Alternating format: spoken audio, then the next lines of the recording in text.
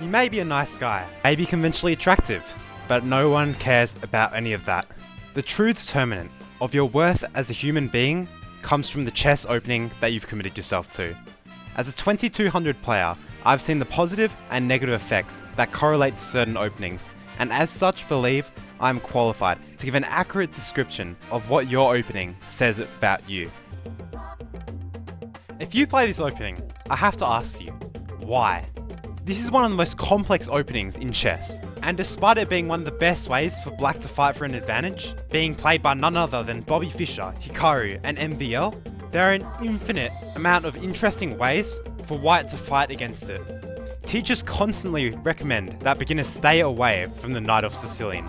However, despite this, there are still countless sub 1500 ELO players who insist on playing this opening, thinking that they are just built different, when in reality, after these first 6 moves, they remembered nothing. Man, I'm dead.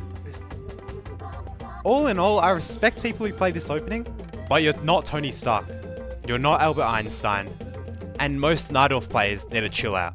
It's just chess, buddy. As such, since these players spend all their time memorizing the opening and not enough time touching grass, I'll unfortunately have to put the Najdorf Sicilian in C tier. This opening is most common at the 400 to 600 ELO level. Most people don't really know what they're doing, so they just copy their opponent and reach this exact same position. Back in the day when I used to play this, I would actually play 4a3 to try and bait the opponent's bishop c5 so I can fork their bishop and their knight. This genuinely worked on 50% of 1800 to 2000 ELO players.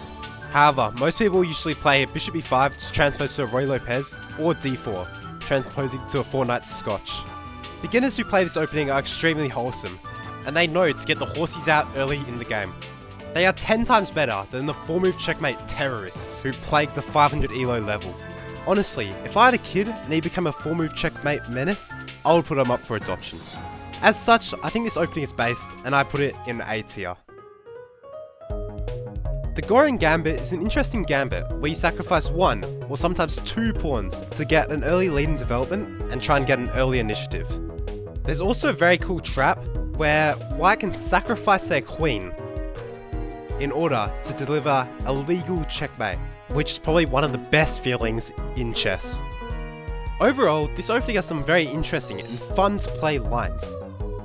Unfortunately, due to how scary this opening is, people prepare way more against the Goring Gambit than any other opening. As such, I think this opening should be in B tier. Severe and continuous lapse in my judgment. This line is well known for being very drawish, but because of this, every single person who plays the French hates playing against the exchange French. As such, since I hate the French, I love the exchange French. As the famous saying goes, the enemy of my enemy is my friend. So, if you play the exchange French, I thank you. I thank you for putting pain in the heart of every single French player. And as such, this opening is going to go into S tier. I mean, Birmingham is a fucking shithole! The Englund Gambit is after d4 when black plays e5. Unlike other gambits, where taking the pawn leads to roughly equality, in the Englund Gambit, the computer already gives white a plus 1.26 advantage. They definitely play this opening because they saw the line where you can sacrifice your knight to win a queen.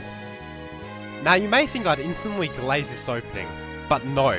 This opening is full of one trick, and if the opponent plays well, they are already completely winning. Also, I hate the name Englund Gambit. It just goes to show that people who play this opening cannot spell, cannot play an actual decent gambit, cannot have friends, and cannot advance in life. As such, this opening is going to have to go into bottom of D tier.